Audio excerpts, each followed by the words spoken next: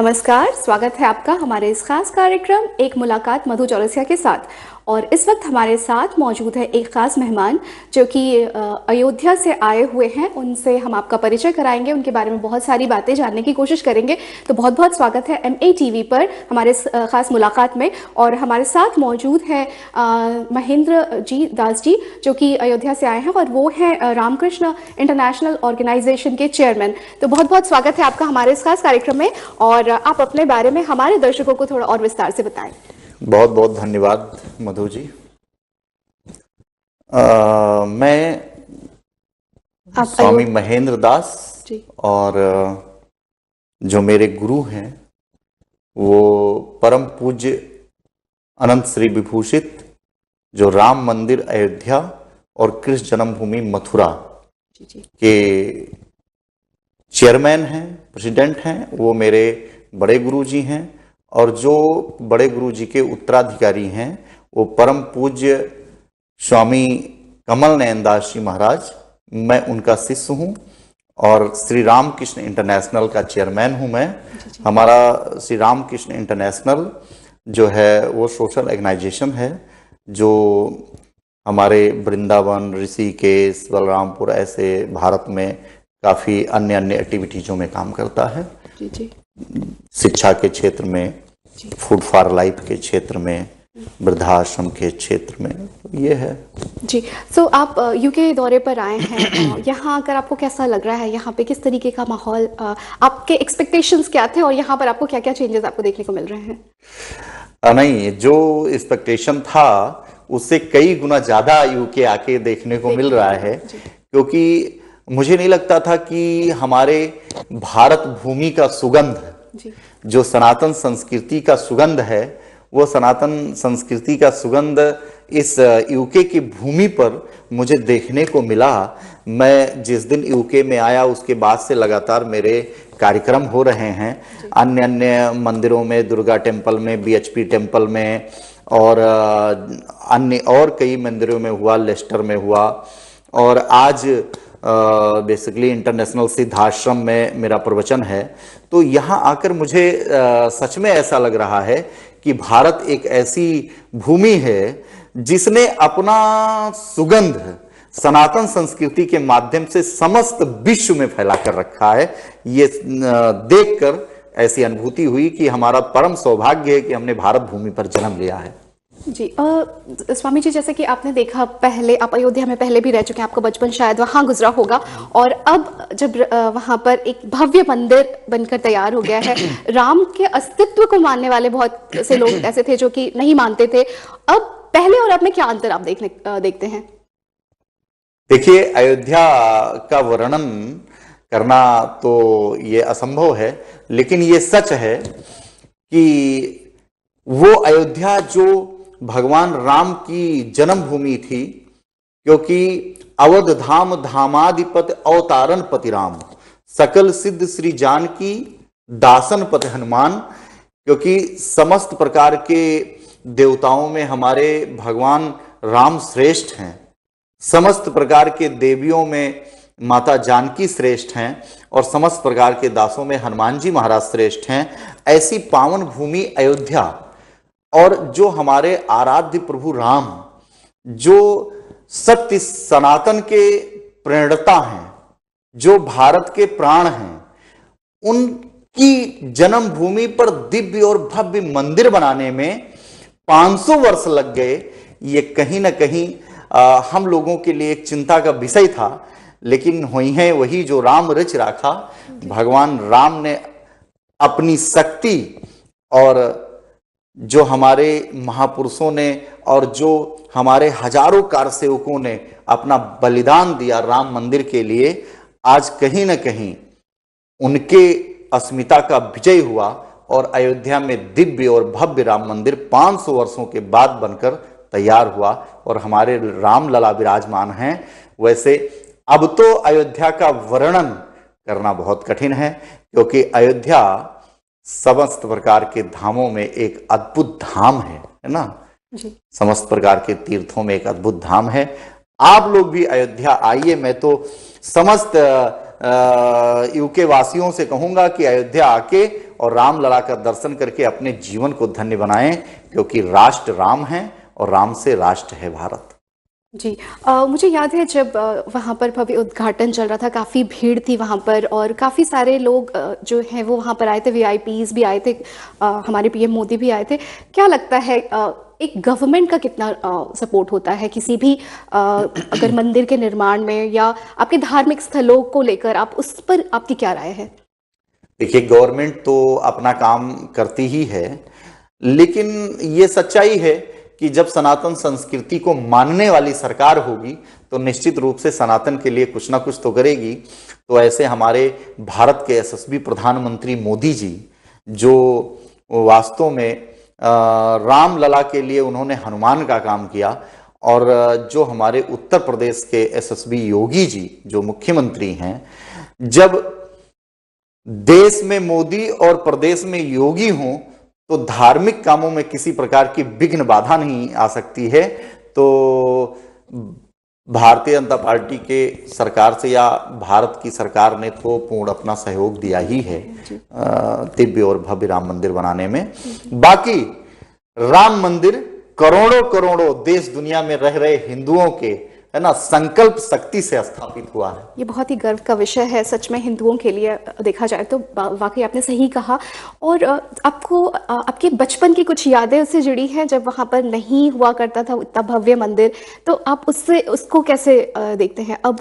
हाँ, निश्चित रूप से हम लोग तो वैसे मेरा जन्म तो 2090 में हुआ, 90 में हुआ, लेकिन हमारे जो पूर्वज थे, हमने देखा है कि राम मंदिर के लिए उन्होंने बहुत लड़ाइयाँ लड़ी और कार सेवा में गए, है ना। तो उन लोगों के आज जो वहाँ जो लोग हैं उनके मुखार बिंद से सुनने को मिलता है कि उन लोगों ने कितना संकल्प लिया, कितनी लड़ाइयाँ लड़ी, कितने संघर्ष किए, है ना, तब जाके रामलला का मंदिर बना।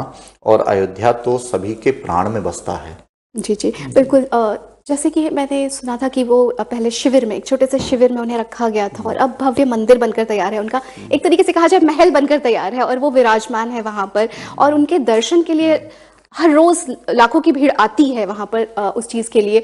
तो वो माहौल किस तरीके से उसको वहाँ पर जो लोग जाते हैं वहाँ पे क्या क्या सुविधाएं होती हैं, किस तरीके से दर्शन की जाती हैं? निश्चित रूप से वो दुर्भाग्य का विषय था कि जिस देश का पहचान राम से होता हो और वो राम टेंट में रहें और वहां के लोग महलों में रहें, तो निश्चित रूप से दुर्भाग्यपूर्ण था ये। और ये वहां की जो अन्य अन्य विचारधारा की सरकारें थीं, तो उनके वजह से राम भगवान के मंदिर को बनने में इतने वर्ष लग गए। तो ये दुर्भाग्य था और सभी हिंदुओं के लिए, सभी सनातन धर्म में आस्था रखने वालों के लिए ही दुर्भाग्य का विषय था ये।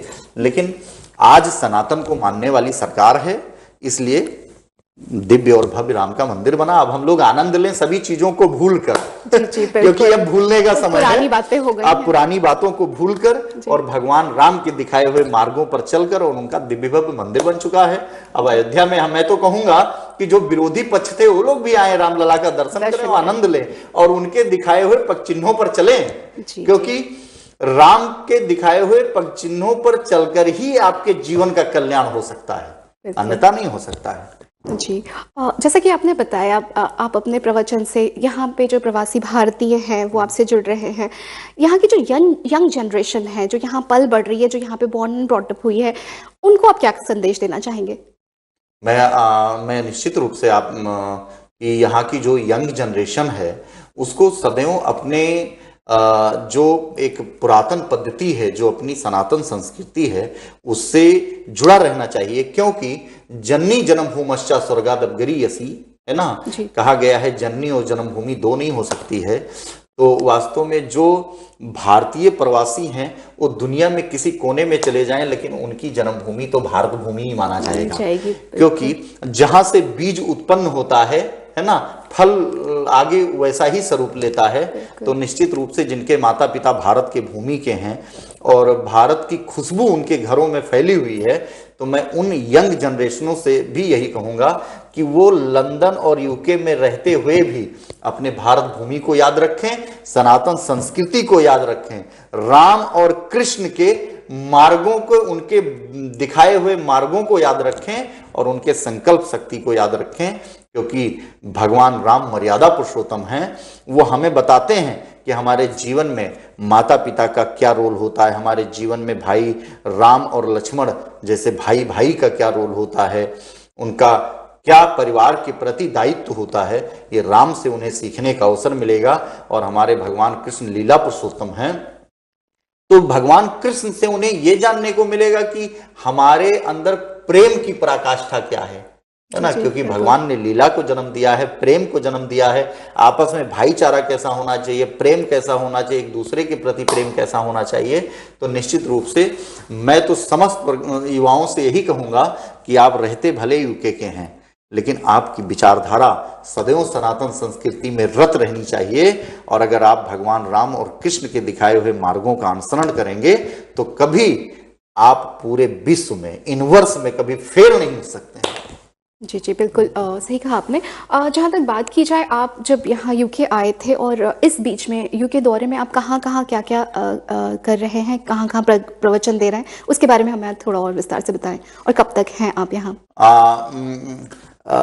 यूके आने का भी मुझे ऐसे हुआ कि हमारी बोरमवुड की काउंसलर हैं प्रवीण रानी जी, और पूर्व डिप्टी मेयर रही हैं वो, और उनके बेटे अभी ये भारत के लिए भी गौरव का विषय है कि उनके बेटे यूके में सबसे कम उम्र के डिप्टी मेयर बनने का जिनको सौभाग्य मिला, 22 साल की उम्र में वो डिप्टी मेयर बन गए, तुषार कुमार जी। तो ये लोग अयोध्या दर्शन के लिए गए थे और वृंदावन दर्शन के लिए गए थे। एक प्रेम का रिश्ता बना तो उन्होंने मुझे इनवाइट किया और कहा कि स्वामी जी आपका यूके के धरती पर भी आना जरूरी है, क्योंकि हमारे सनातन संस्कृति का प्रचार यहाँ भी तो होना चाहिए। तो इसलिए मेरा यहाँ आना हुआ और मुझे बहुत अच्छा लग रहा है यूके में, क्योंकि मैं देखता हूँ कि सर्वधर्म संभाव जैसा यहाँ चीजें चल रही हैं।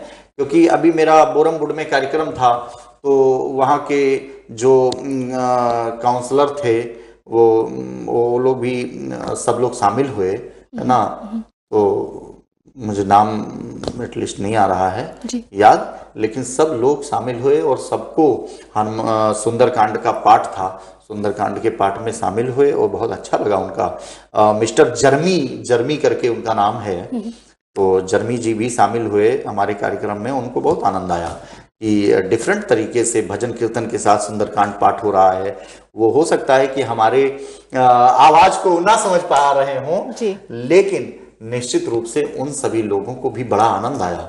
हमारे सनातन संस्कृति में जो खुशबू है, जो प्रेम है, जो आकर्षण है, वो दुनिया में किसी चीज में नहीं है। तो निश्चित रूप से कि ये सनातन संस्कृति का वाइब्रेशन है। और सुंदरकांड तो एक ऐसा पाठ है कि जिसको करने से आपके जीवन में सुंदर ही सुंदर होता है। तो सब लोग शामिल हुए, बड़ा अच्छा लग रहा है यहाँ। जी जी जी, वो वाइब्स आती है शायद उस जगह पे, और भले वो उसको समझ ना पा रहे हों, जैसे बच्चे होते हैं संस्कृत नहीं समझ पाते हैं, बट जब वो देखते हैं सबको झूमते हुए, सबको उस चीज़ में, तो वो भी इन्वॉल्व होने की कोशिश कहीं ना कहीं करते हैं। तो सेम चीज़ यहाँ पर भी है, जो लोग नहीं जानते हैं वहाँ की लैंग्वेज, या वहाँ पर जब भारतीयों को देखते हैं ऐसा करते हुए, तो शायद उसको कॉपी करने की कोशिश करते हैं, या उनके अंदर ऐसी प्रवृत्ति जागृत होती है कि शायद ऐसा ये लोग करें तो चलो हम इसको करने की कोशिश कर लेते हैं। हाँ, मिस्टर जर्मी जी मुझसे वही शेयर कर रहे थे कि उन्होंने ट्रांसलेट करके मैंने देखा कि उन्होंने यही बताया कि गुरुजी के बात को मैं नहीं समझ पा रहा था। वो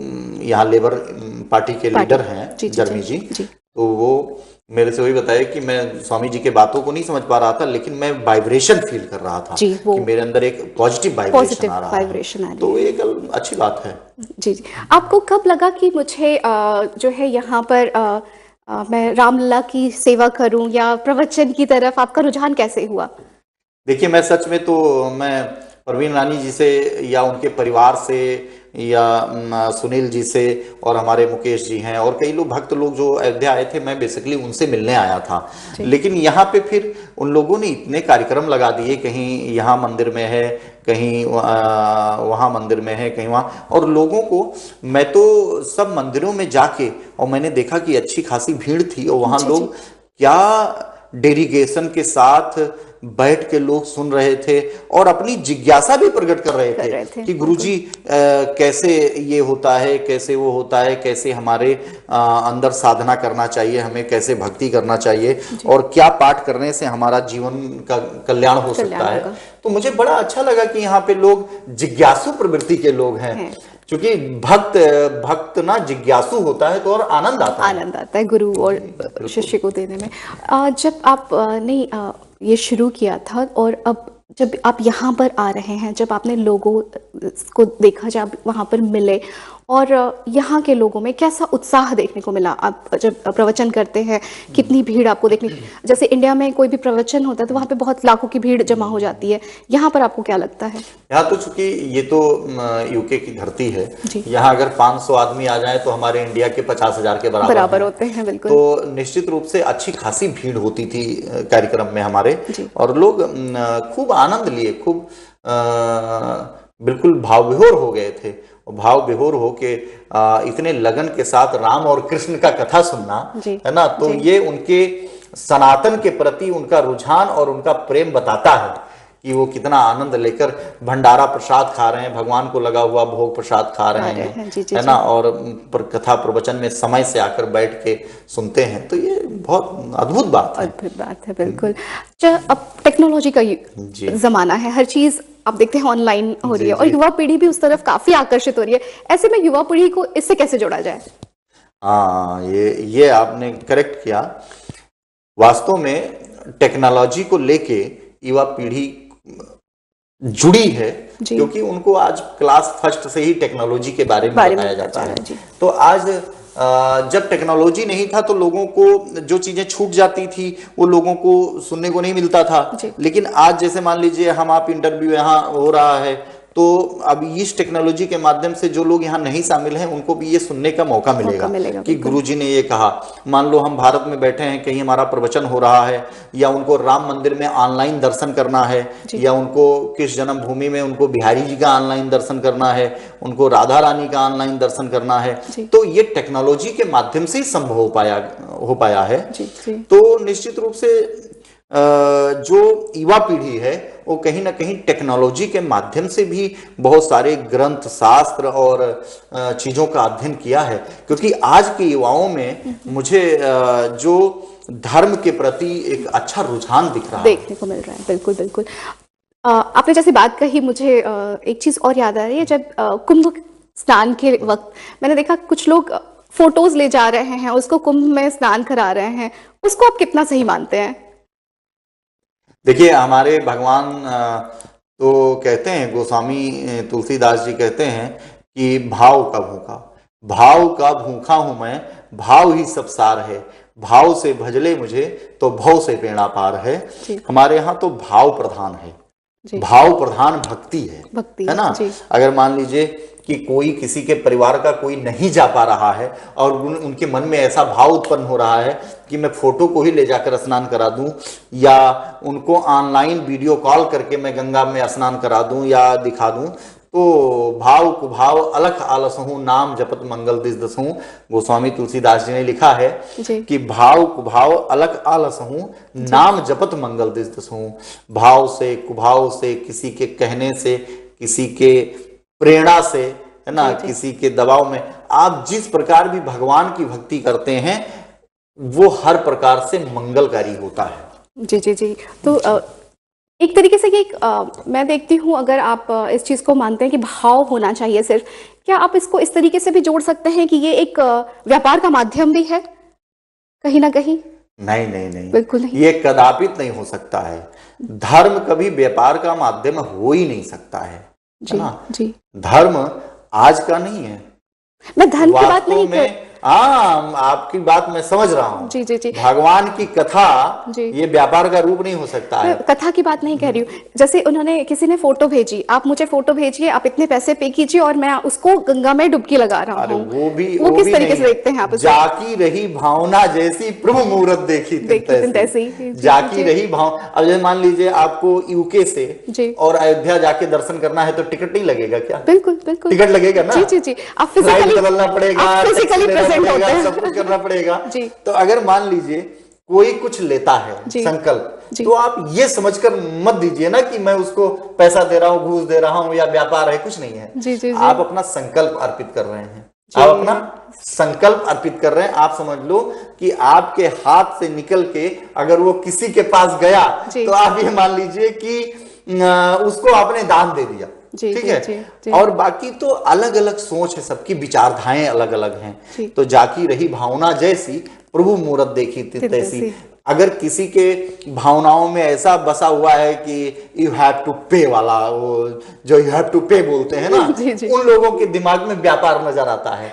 लेकिन जिनके दिमाग में यह है कि नहीं, मैं अपने हाथ से किसी को कुछ भी उठा कर दे दूं, किसी को अन्न उठा के दे दूं तो वो अन्नदान हो गया, किसी को वस्त्र उठा कर दे दूं तो वो वस्त्र दान हो गया, किसी को धन उठाकर दे दूं तो लक्ष्मी दान हो गया, है ना। तो निश्चित रूप से धर्म करे धन ना घटे, धर्म करे धन ना घटे, जो सहाय रघुवीर। धर्म करने से कभी धन नहीं घटता है, अगर राम जी की कृपा हो तो हम लोग इसको व्यापार नहीं मानते। जी बिल्कुल सही कहा आपने। और मैं ये जानना चाहूंगी कि और आपके फ्यूचर में क्या प्लान्स हैं? फ्यूचर में मेरा प्लान ये है कि देखिए, कहीं ना कहीं सनातन संस्कृति का प्रचार प्रसार, है ना, वसुदेव कुटुंबकम, है ना, समस्त विश्व में, यूनिवर्स में कहीं भी, जैसे राम अयोध्या में पैदा हुए, कृष्ण मथुरा में पैदा हुए, लेकिन वो पैदा भारत भूमि पर हुए ना। विश्व में कोई ऐसा देश नहीं है कि जहां पर भारतीय प्रवासी नहीं है, हर जगह मिल जाएंगे आपको। संपूर्ण विश्व में भारत के लोग हैं, है ना। तो निश्चित रूप से जिस भी देश में भारतीय हैं तो कहीं ना कहीं उनके आराध्य राम हैं और कृष्ण ही हैं, अन्य कोई नहीं। ठीक है, बिल्कुल। तो अपने अपने धर्म के अनुसार जो भी भारतवासी हैं, ठीक है, वो भगवान राम और भगवान कृष्ण का सुगंध, है ना, वो पूरी दुनिया में फैलाएं। हम लोग संतों का भी यही है प्रयास कि भाई भगवान राम जैसा आदर्श, क्योंकि भगवान राम को अगर आप भगवान मानते हैं तो ठीक है, अगर आपके मन में संदेह उत्पन्न होता है कि राम क्या, तो as a human ideal of the world, है ना, भगवान जीव के प्रेरणता भी हैं, भगवान मनुष्य के प्रेरणता हैं, मनुष्य के आदर्श हैं, है ना। भगवान राम ने अपने पिता के आदेशों का पालन करने के लिए 14 वर्ष का वनवास स्वीकार किया।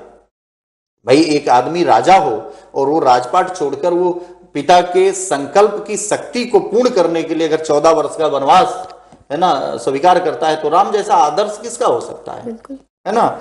अगर माता सीता की जो जनक नंदिनी थी, वहां भी राजा यहां भी राजा, राज परिवार से, अगर उन्होंने पति धर्म को सर्वोपरि माना, पति धर्म को सर्वोपरि माना और उन्होंने पति का धर्म निभाने के लिए उनके साथ चली, है ना। लक्ष्मण जो अयोध्या जैसे राज्य के राजपुत्र थे वो, और उन्होंने भाई का धर्म निभाने के लिए, है ना, उनकी सेवा में अपने पूरे जीवन को लगा दिया, तो ये ऐसा आदर्श और किसी धर्म में हो नहीं सकता है। ये तो सिर्फ सनातन धर्म एक ऐसा है जो ऐसा आदर्श सिखाता है, जिसके प्रेरणता भगवान श्री राम हैं और भगवान श्री कृष्ण हैं। तो निश्चित रूप से जो है इसका सुगंध संत प्रयास करेंगे कि पूरी दुनिया में पहुंचे, है ना, और लोग जिस भी माध्यम से वो भगवान राम और कृष्ण जैसा आदर्श अपने बच्चों के अंदर स्थापित कर सकते हैं वो करें। जैसे आप देखिए, बच्चों को लोग पढ़ाना प्रारंभ करते हैं तो क्लास 1 में, नर्सरी में, LKG UKG में नाम लिखाते हैं। बहुत ज्यादा तो मुझे ये नहीं पता है किस उसमें, लेकिन LKG UKG क्लास 1 में लिखाते हैं अपना नाम। और उसके बाद जब बच्चे बड़े होते हैं तो लोग शिकायत करते हैं, अरे गुरुजी आशीर्वाद दीजिए, मेरा बच्चा भी थोड़ा संस्कारवान बने। कैसे संस्कारवान बनेगा?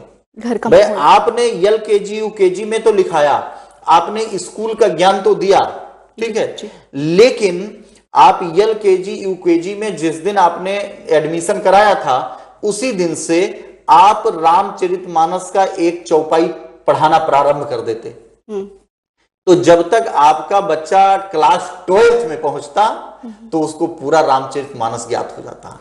और जिसके अंदर रामचरितमानस विराजमान हो जाए, फिर उसके हृदय में राम जैसा चरित्र भी स्थापित हो जाएगा, तो उसके अंदर आपको संस्कार डालना नहीं पड़ेगा। फिर जिम्मेदारी राम जी की हो जाएगी कि राम जी उसके अंदर संस्कार स्थापित करें। इसीलिए हमारा जो एक संकल्प यात्रा है पूरी दुनिया में, वो घर घर राम हर घर रामायण, घर घर राम हर घर रामायण। घर घर में राम जैसा आदर्श चरित्र हो और घर घर में रामायण हो। जब घर घर में रामायण होगा और लोग समय निकाल कर रामायण जी का पाठ करने की एक विधि है, मास पारायण है ना, नवाह पारायण है, या मास पारायण नवाह पारायण किसी को बड़ा लगता हो तो रोज एक चौपाई का सिर्फ स्मरण करे, तो हर घर में जब रामचरितमानस आ जाएगा तो उनके घरों में राम जैसा आदर्श चरित्र आने में समय नहीं लगेगा। इसीलिए हमने एक अपने जो है इस मिशन का नाम दिया घर घर राम हर घर रामायण। बिल्कुल, समय हो चला है आपसे विदा लेने का। आप हमारे स्टूडियो में आए, बहुत बहुत शुक्रिया आपका यहाँ आने के लिए स्वामी जी, और बहुत सारी बातें आपसे जानने को मिली, बहुत कुछ समझने को मिला और काफ़ी कुछ बहुत अच्छा लगा, बहुत मज़ा आया आपसे बात करके। बहुत ही इंटरेस्टिंग था ये टॉपिक और मेरे लिए बहुत ही खुशी की बात है कि आप हमारे स्टूडियो पधारे और हमारी पूरी MA टीम की तरफ से आपका बहुत बहुत शुक्रिया यहाँ आने के लिए। बहुत बहुत धन्यवाद मधु जी, आपको भी। जी जी जी, बहुत बहुत शुक्रिया आपका हमसे जुड़ने के लिए। आप बने रहिए MA TV के साथ, तब तक के लिए मुझे दीजिए इजाज़त। नमस्कार।